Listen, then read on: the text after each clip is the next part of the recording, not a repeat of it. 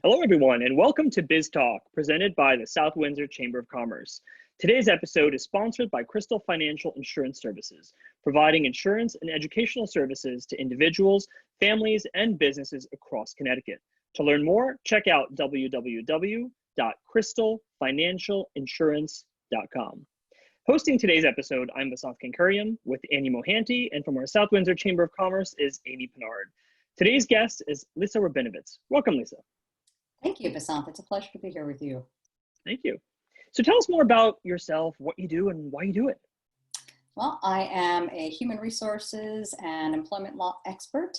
I founded the organization LR Business Solutions at the end of 2010, quite by accident, frankly. I'm a reluctant entrepreneur, born and raised in family business. However, I was off of work for a bit, taking care of my mom before she passed, and my phone kept ringing. So that is how I ended up in business, and I'm just passionate about it. I love what I do, and I love using my HR expertise to help organizations remove barriers, overcome challenges, and just really take every opportunity they can to succeed.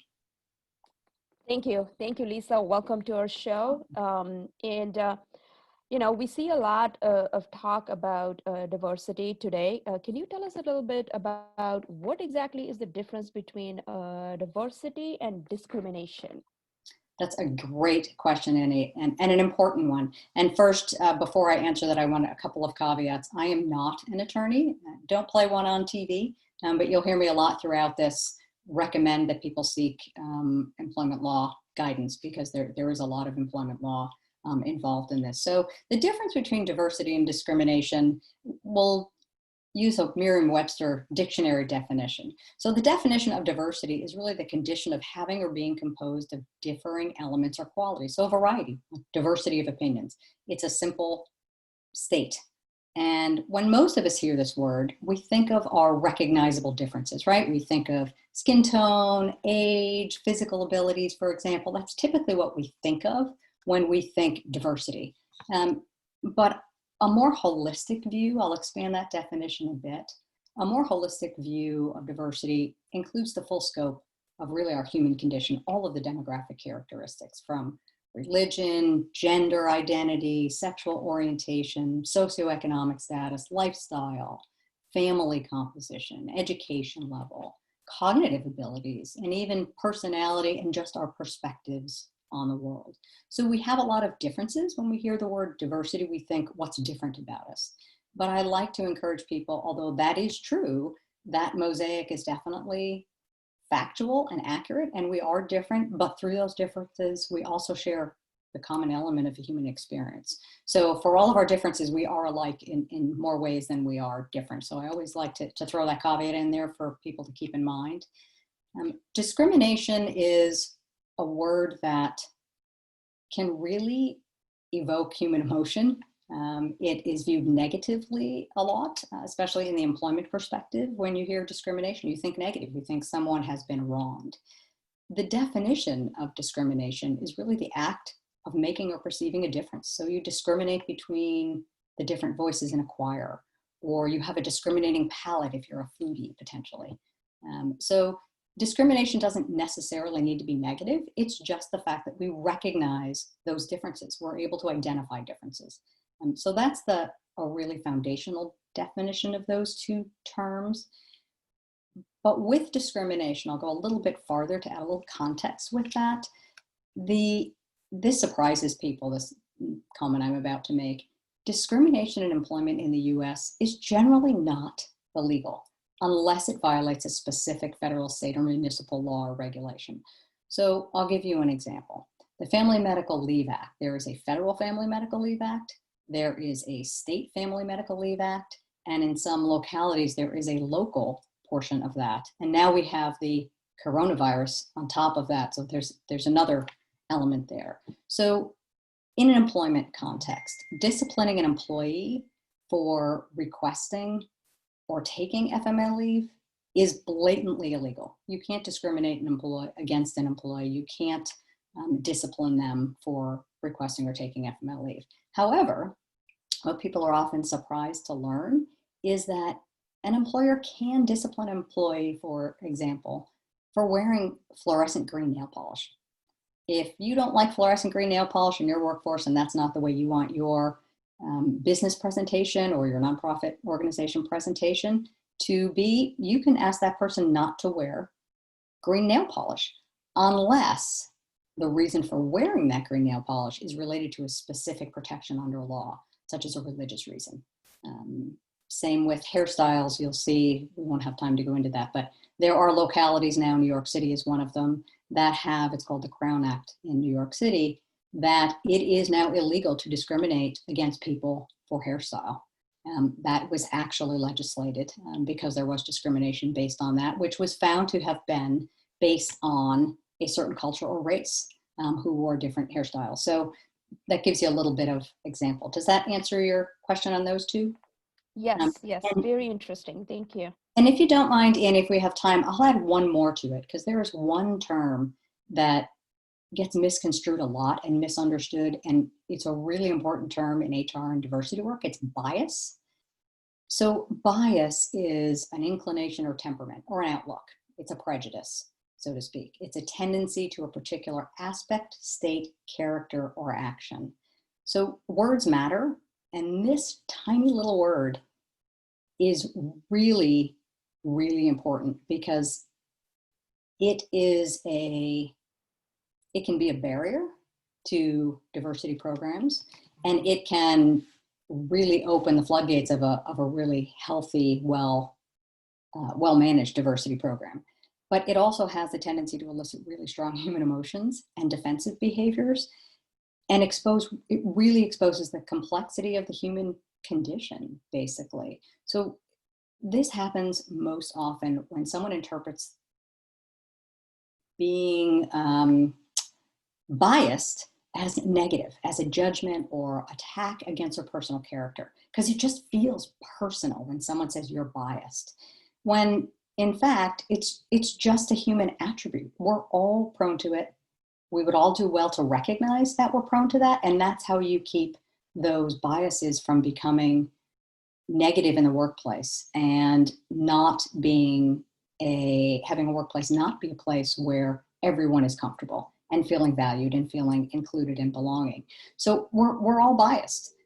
There's different types of bias.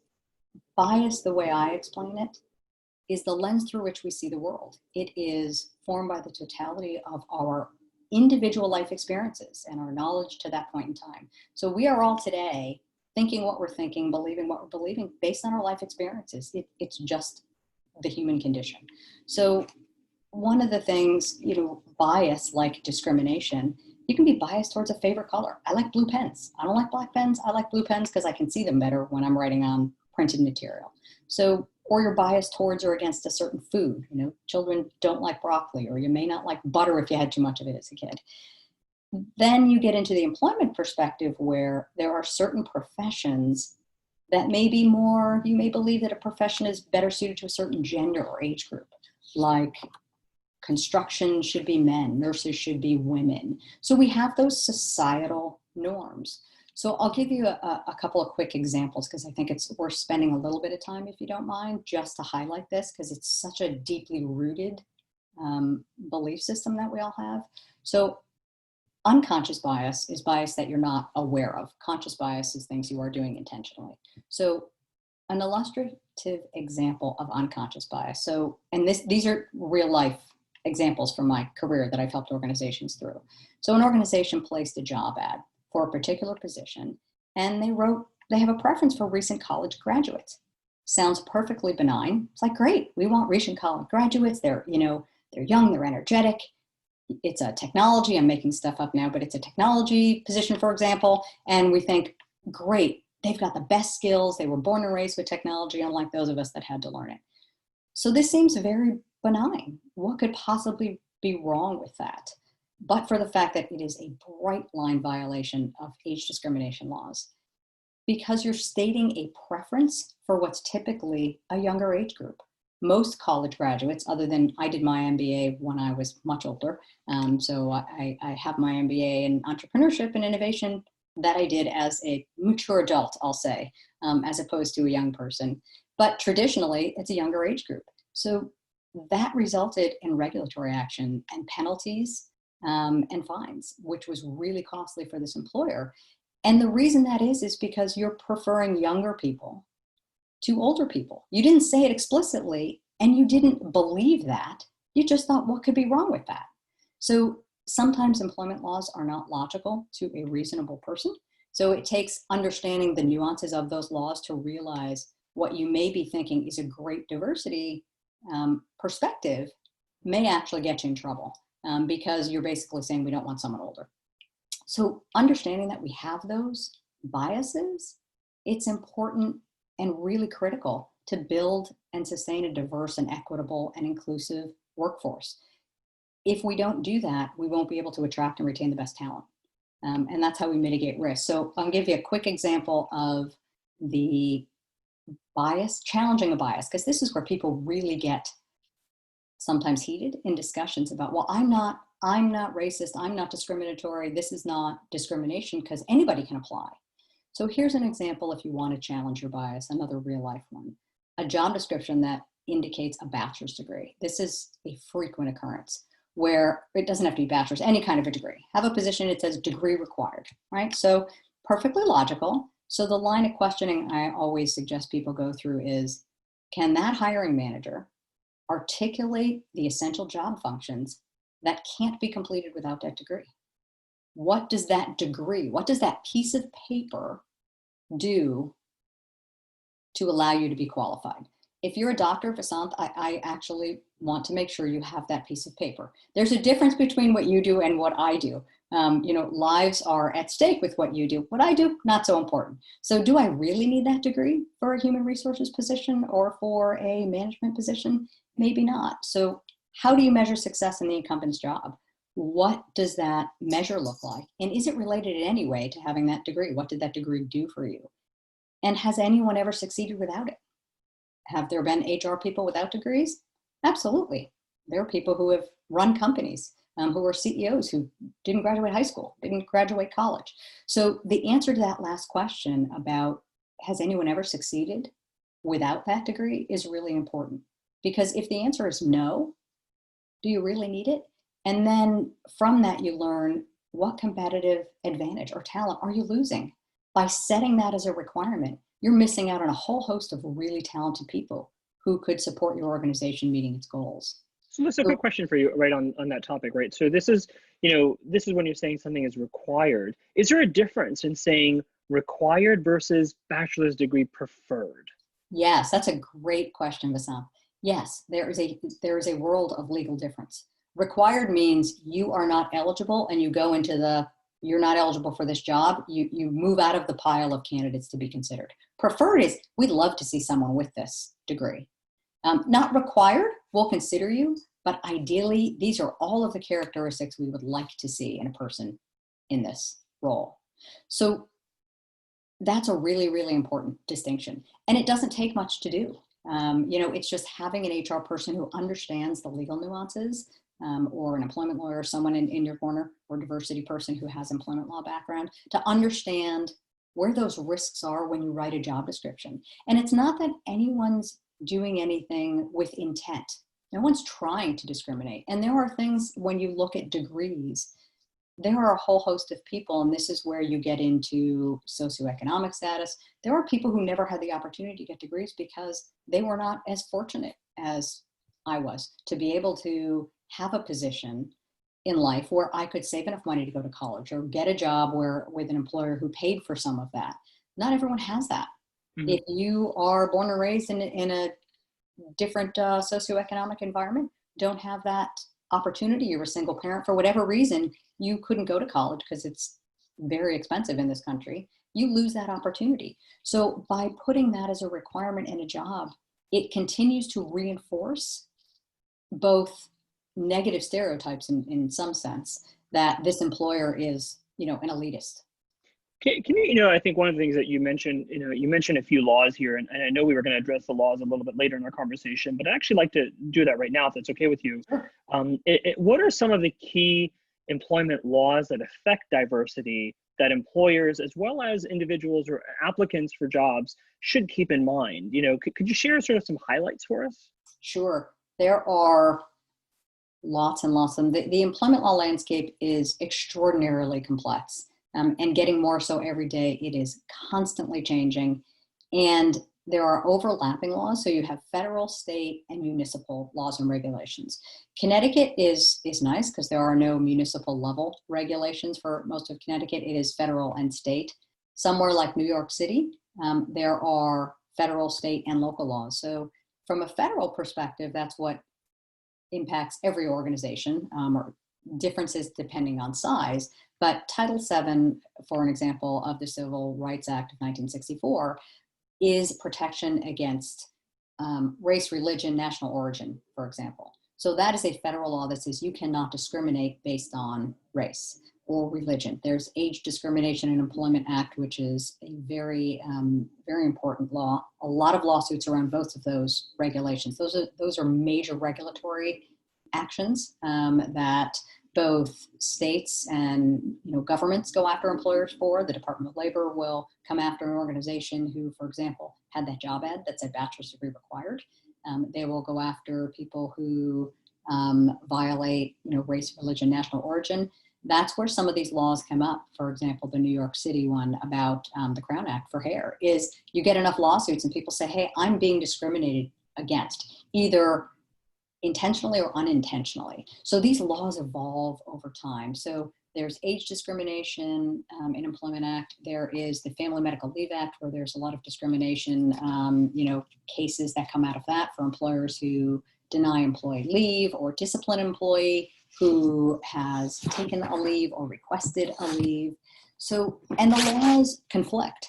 So an employer that is in multiple states, it's even harder to keep up with. So the major laws relate, age discrimination is a huge one, and that Title VII where national origin, race, religion. There's also paid sick leave.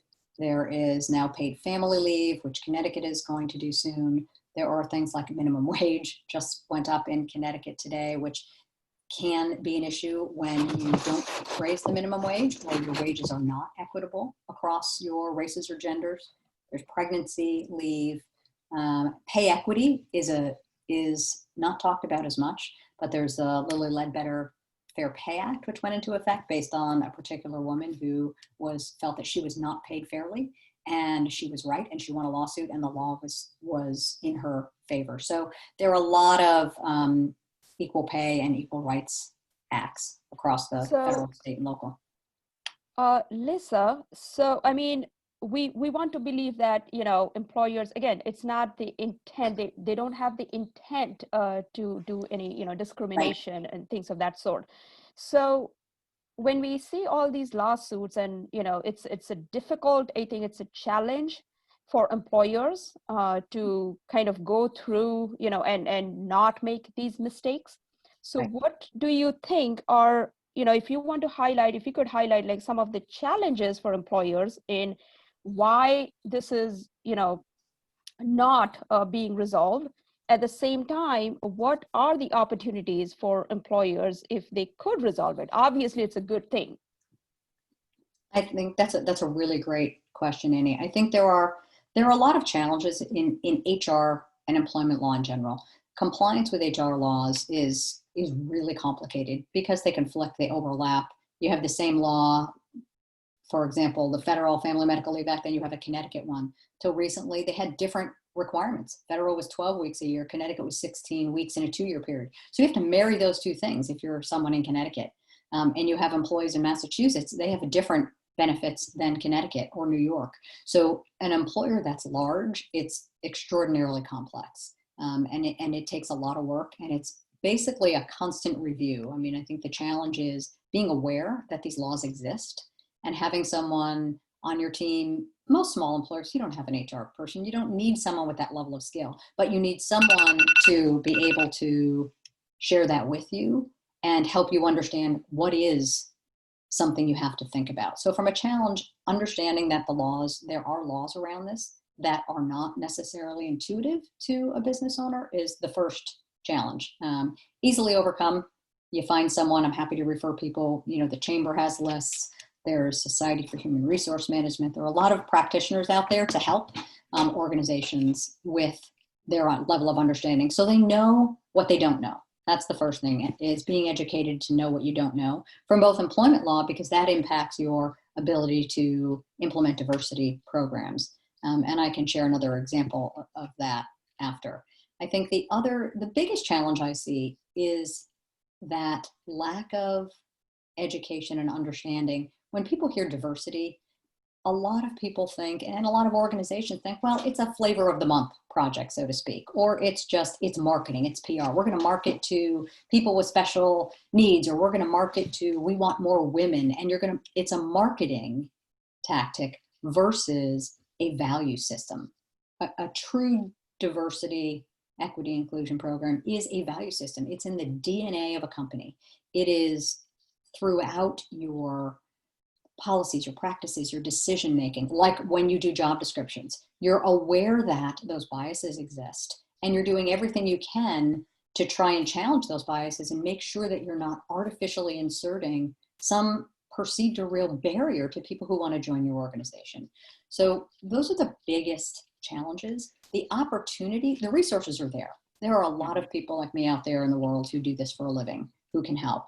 Employment law firms, there are a lot of free resources, employment law, webinars, and other resources that you can take advantage of, especially right now with social justice and racial inequity. There are a lot of free resources, a lot of great UConn African American Cultural Center, a lot of resources. So I think that resources there, we just need to educate ourselves. From an opportunity perspective, the opportunities are endless. It is really, best in class employers know that in order to maintain a competitive marketplace, we live in a 24/7 world. And there's no way that you can hire the best and brightest talent to meet your diverse customer needs without having those people in your organization, because those are the people that know what your customers need and want. So there's lots of opportunity, there's lots of upside, and a well-run diversity, equity, and inclusion program is sort of a foundation to keep your organization compliant, because they're linked. Those efforts are why those employment discrimination laws exist, is because that discrimination exists. So those two programs really are attached at the hip. So there's a financial ROI.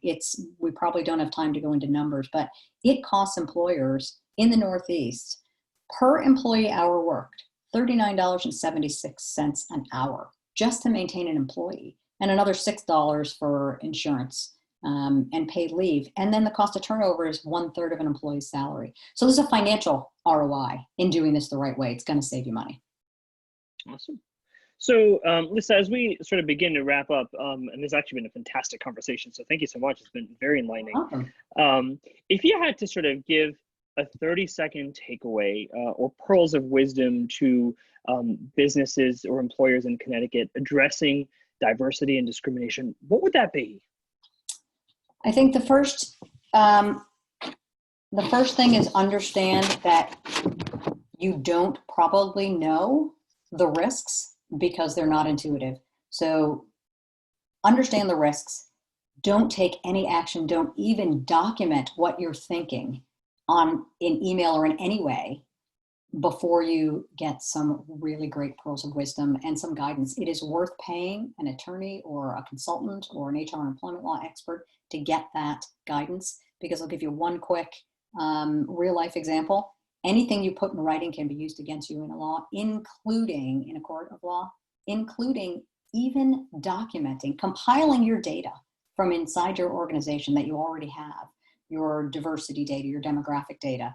That exposes an organization to tremendous risk. That evidence gets used against you. Just the fact that you took those different pieces of data about employee age or race or gender and put them together can be used against you. So there's a lot of risk in it. And understanding that risk is what's going to help you build the right programs. And there are experts that can help you really identify the barriers and the biases that you don't even realize exist. So awesome. Well, thank you very much. And thank you all of our listeners and viewers for joining us on today's episode of BizTalk, sponsored by Crystal Financial Insurance Services and hosted by the South Windsor Chamber of Commerce. Once again, Lissa, thank you very much. And to all of our listeners, have a wonderful day. Awesome. Thank you very much for having me. Thank you. Stay safe and well. Bye. Bye.